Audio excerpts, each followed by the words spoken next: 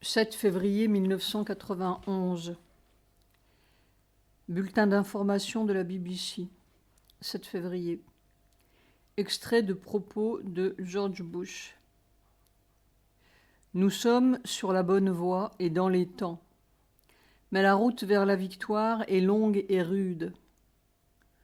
Du confluent du Tigre et de l'Euphrate, où la civilisation a commencé, un comportement civilisé renaîtra. Nous créerons un continent de prospérité. Cet abominable menteur, M majuscule. Il n'y avait pas de mal à convaincre le monde que Hitler était une horreur. Mais il y a des millions d'hommes aujourd'hui qui sont convaincus de la juste cause de ce faussaire. Cela donne une mesure de la dégradation des consciences. Washington, 5 février. Notre dernière guerre, affirme Bush. Le président Bush a déclaré que la guerre du Golfe serait la dernière de l'Amérique. Il n'y aura pas besoin d'en mener une autre grâce au nouvel ordre mondial, a-t-il dit. Bush faisait référence au nouvel ordre mondial au cours de la cérémonie donnée lundi à la Maison-Blanche en l'honneur des scouts. Il a déclaré aux jeunes gens « L'issue de l'opération Tempête du désert ne fait pas de doute, et les raisons pour lesquelles nous nous battons dans le Golfe non plus. C'est pour que cette génération de scouts n'ait jamais à le faire. Et nous voulons leur transmettre le genre de monde qu'ils méritent. Un monde de stabilité et de sécurité, de paix et de justice. » Washington, 5 février. Le secrétaire général américain à la Défense, Richard Cheney, a déclaré que maintenant que la préoccupation d'une menace soviétique s'est dissipée, les États-Unis peuvent se concentrer sur des contingences locales. L'une des leçons déjà apprises dans le Golfe, a-t-il continué, a été celle des mérites de la haute technologie. Les bombardiers Stealth, par exemple, se sont révélés d'une énorme utilité. Il a affirmé que, par conséquent, il était vital de poursuivre le programme de fabrication des bombardiers 75B2, que l'importance des moyens de défense contre les Scud avait démontré l'intérêt de l'initiative de défense stratégique, SDI ou guerre des étoiles. Citation. La SDI est très importante, elle reste un élément de haute priorité pour le département, a-t-il ajouté. À la question de savoir si les États-Unis assumaient le rôle de gendarme du monde, Mr. Cheney a répondu qu'il était approprié de dire que les États-Unis sont la première puissance au monde, que nous avons des obligations particulières, non seulement en raison de nos capacités, mais aussi de l'autorité morale que nous détenons. Gendarme du monde implique que nous nous engagions dans tous les conflits. Telle n'est pas notre idée. D'un autre côté, les États-Unis sont soumis à des exigences permanentes. Il nous faut maintenir notre capacité à contrôler les océans et tenir nos engagements à la fois en Europe et dans le Pacifique, l'Asie du Sud-Ouest et à Panama, et continuer à protéger les vies américaines et les intérêts américains. Fin de l'article. On a dit 2 mots sur Auroville, le Governing Board juste nommé, ce soir, et tout mon corps a été torturé. Mon centre est partout. La prochaine fois, je saurai mieux. 9 février 1991. Seigneur, tu sais, et moi je ne sais pas, et la torture est longue. Pourquoi ai-je écrit 9 mai si longtemps? 11 février 1991. Le corps a trouvé hier un microscopique mouvement qui semble améliorer la situation. Seulement, il faut le faire à la seconde voulue, ni trop tôt, ni trop tard. Peu à peu, on semble se rapprocher du mouvement de piliers ferme et bien formé. Mais c'est formé de foudre dense.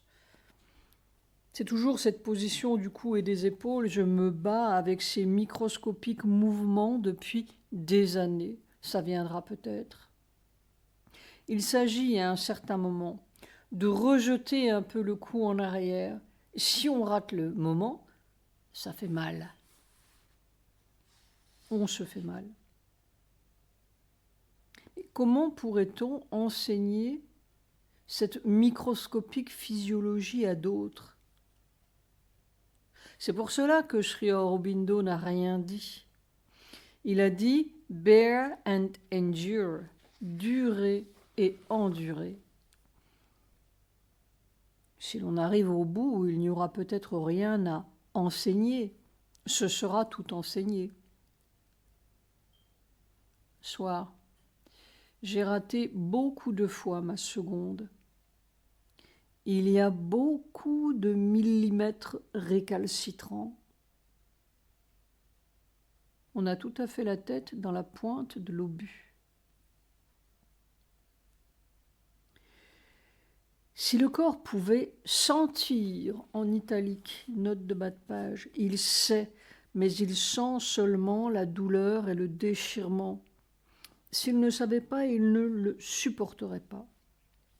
Si le corps pouvait sentir que c'est ton amour qui le broie ainsi, et se laisser faire comme la cime des eucalyptus qui se balance gentiment dans le vent. Allongé sur l'herbe, je regardais cela et je priais ainsi. C'est si fou. Est-ce qu'on ne va pas changer de composition? Tout d'un coup, je me demande si ce n'est pas la vieille habitude, en italique, du corps, des innombrables corps animaux qui cherchent une position, entre guillemets, inexistante, en italique. Et c'est cette habitude qui fait ou subit toute la démolition suppliciante. Sans cette habitude, est-ce seulement une habitude de la matière ou est-ce la matière même? Qu'est-ce que la matière? Est-ce que ce n'est pas simplement une habitude de mettre une certaine énergie dans une certaine forme?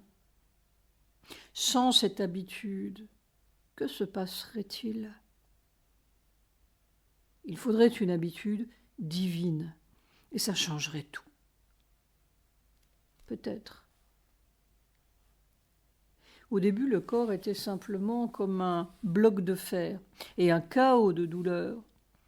Il y a tout de même quelque chose qui s'assouplit un peu. Les plus grandes découvertes consistent à remettre en question les plus simples évidences. Toutes nos évidences sont des évidences humaines, après tout, qui ne valent guère mieux que celles du poisson dans son bocal. Je me souviens de Sri Aurobindo. Est-ce que les métaux vont marcher? S'il y avait eu un pape des métaux, nous serions restés à jamais des cuistres métalliques. 12 février 1991, cette crampe infernale. Non, non, ce système aveugle ne changera pas, il souffrira jusqu'au bout, jusqu'à ce qu'il ait pu produire un autre être, un autre système d'être, une autre matière. Il faut arriver jusqu'à ce point-là. Jour après jour, on rencontre mécaniquement cette même obstruction. Conversation avec Sujata. Commentaire de Satprem à propos des 2 rêves de Sri Aurobindo notés par Motilal Roy. Satprem. Alors, très brièvement, Sujata. Oui, je peux dire que cette vision est très authentique et très simplement authentique et répétée très simplement. Et en fait, elle est très importante. C'est certainement Sri Aurobindo qui a dit ça. Elle est très importante. D'abord, le simple fait que c'était la veille où il se présentait à ses examens. Alors on lui a offert 2 choses. On lui a dit, tu vois, tu vas au trône de l'Inde. Tu vas gouverner l'Inde. Oui, on t'offre le gouvernement de l'Inde. Et puis il y a ce sannyasine qui est venu et qui lui a montré la réalité, R majuscule, ce qu'était l'âme de l'Inde. Alors il a choisi. Et il ne s'est pas présenté à l'examen. Voilà. Mais c'est très authentique. Et c'est dit simplement. On lui offrait ce qu'aurait pu être un super Nehru ou que sais-je, n'est-ce pas, de gouverner l'Inde ou l'autre réalité. Silence. C'est ça. Et ce symbole de celui qui gouverne l'Inde l'accueillait avec un grand sourire. Oui, mais il a choisi autre chose. Oui, le sannyasine avec le trident. Oui, voilà. C'est ça que ça veut dire. Et c'est authentique. Vous voulez que après je lise le texte? Tu fais comme tu veux. Pause. Voici donc le texte dont il s'agit. C'est traduit par moi d'un livre bengali qui s'appelle Yuga Purusha Sri Aurobindo. C'est un livre écrit par Motilal Roy et donc voici cette traduction anglaise. Je lis directement la traduction en français. Traduction. Je note ce que j'ai entendu de Sri Aurobindo lui-même en 1913. La veille au soir de l'examen d'équitation, je me fis songeur. Puis, dans un état de somnolence, j'eus 2 rêves. D'abord, je rencontrai la déesse qui présidait à la destinée de la Grande-Bretagne. J'étais sur le point de m'avancer vers le trône de l'empereur de l'Inde. Elle, la déesse, m'accueillait en souriant, avec bien des paroles fort aimables. L'instant d'après, un sannyasine apparut avec un trident à la main. En me donnant le mantra de la culture indienne, il me réveilla. J'ai fait mon idéal de ce message. Je ne me suis pas présenté à l'examen d'équitation. Puis Sujata lit le texte en bengali. 13 février 1991. Tant d'autres êtres souffrent sans sens alors. 14 février 1991. Ce matin, j'ai vu le nouveau timbre de la République française. Une tête de mort. Une actrice de cinéma dans le rôle de la mort. C'est la mort qui règne. Il paraît que ça circule depuis 1 an. Ce système aveugle ne répond à rien. À rien. C'est ça l'enfer. On pourrait pleurer de désespoir. Non pas la douleur, mais cette négation, N majuscule. comme si ça disait « Tu pourrais vivre 3000 ans, que je te donnerais la même crampe. Et c'est du fer, tu sais. » F majuscule. Il faut faire bouillir ce fer, il n'y a pas d'autre solution. Voilà. Alors, acceptons, en capital, le fourneau. Agni, c'est du feu. Oui, c'est grim, inexorable, mais c'est le seul espoir au milieu de cette humanité assourique. C'est tout le système qui est en fer.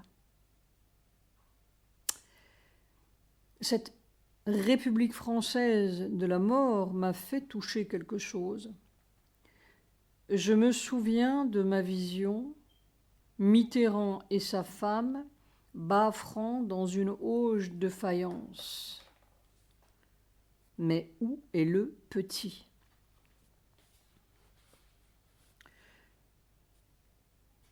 Note de bas de page, voir Carnet d'une apocalypse, tome 3, le 30 novembre 1982.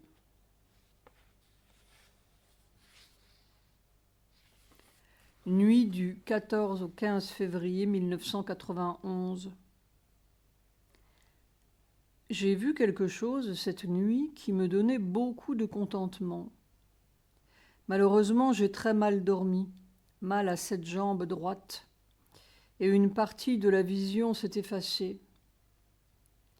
Ce qui est resté clair, j'étais avec une pioche et je voyais sous mes pieds une tranchée qui n'était pas très large. Je ne saurais évaluer sa profondeur ni sa longueur. Et j'étais si content de voir cela, content dans le sommeil même.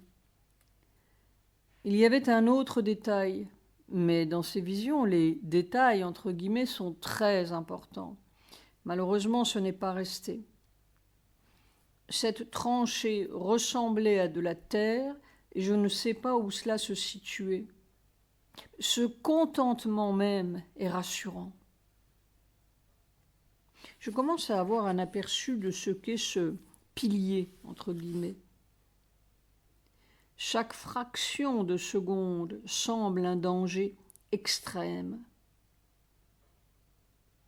La plus grosse difficulté, c'est quand je veux sortir de l'opération, entre guillemets, parce qu'elle ne s'arrête pas. Mère disait un perpétuel danger. Je comprends bien. On dirait que l'écrasement grandit chaque jour. Si ce n'était pas fluide, on casserait en 1000 morceaux. L'ensemble du physique est plutôt comme une résistance électrique. Est-ce qu'il y a un point de fusion ? Ce serait intéressant à voir.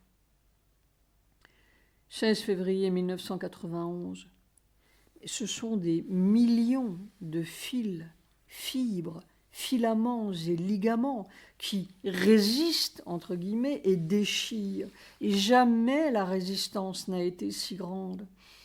Est-ce qu'il faudra que tout ce vieux fagot récalcitrant soit calciné, comme je l'ai vu dans cette vision du 8 janvier ? On dirait qu'il n'y a pas de bout à tout cela. Cet après-midi, le corps se tordait dans tous les sens, ne sachant plus quoi faire ni comment faire. Tous les mouvements étaient déchirants innombrablement. C'est vraiment un grand point d'interrogation. Jamais souffert comme cela. Ce qui fait mon malheur, c'est que je me dis toujours, il y a peut-être un autre mouvement, une autre manière, tu t'y prends mal. Cela désole mon corps. Entre parenthèses, les bombes américaines au laser. Leur science démoniaque ne sera pas, en italique, victorieuse. Je suis très triste pour les Français qu'ils aient rejoint ce club des gredins. De Gaulle n'aurait pas fait cela. Mais les Français ont rejeté De Gaulle. Il ne faut pas l'oublier, pour le remplacer par je ne sais quelle pompe à vent. Nous sommes dans un monde très ignoble. Ce supplice, c'est toi qui fais, et c'est toi qui donnes le pouvoir de subir.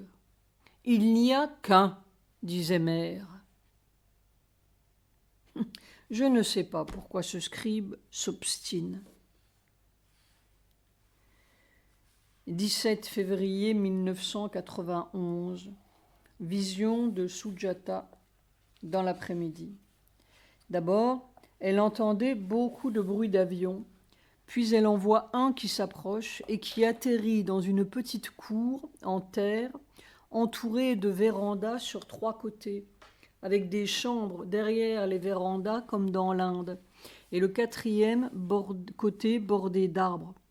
Cette cour n'était guère plus grande que notre cour derrière Land's End, mais plus large, un rectangle qui serait presque carré. Un avion presque aussi gros qu'un Boeing, un peu plus petit. Le pilote a réussi cette acrobatie de ne pas s'accrocher aux arbres à l'atterrissage, et Sujata, qui regardait le bleu du ciel et les arbres verts contre le ciel, le félicitait intérieurement de son habileté.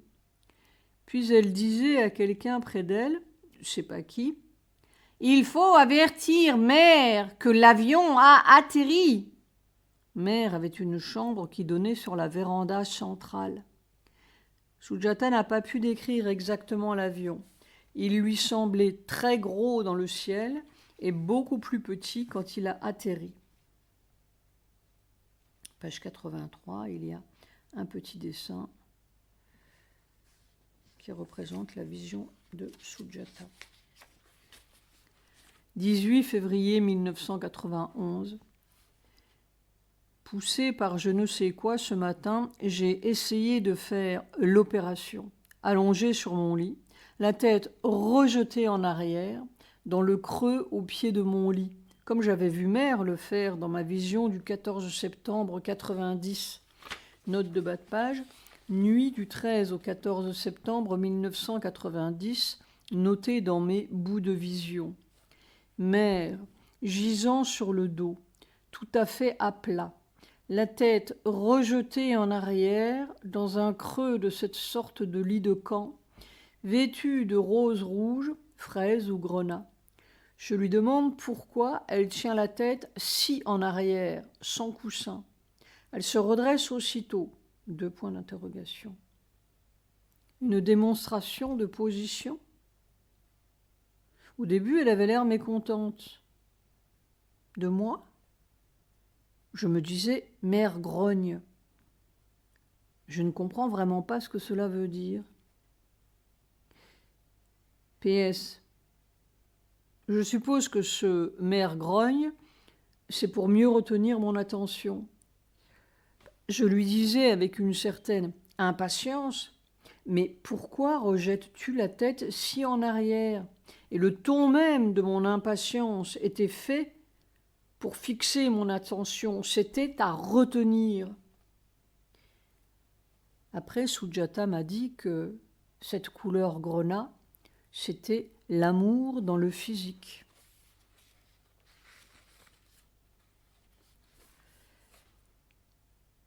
J'avais beaucoup d'hésitation et de scrupules. Je ne veux pas reculer devant la douleur, au point que j'ai mis un mot au pied de Sri Aurobindo.